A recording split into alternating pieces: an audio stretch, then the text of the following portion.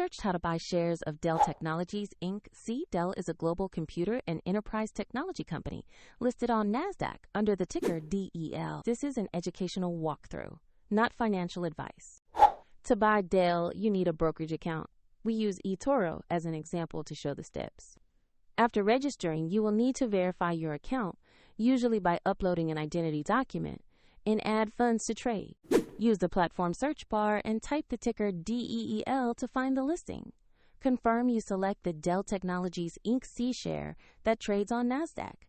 On the asset page, check basic company information and review the price chart to confirm this is the correct stock.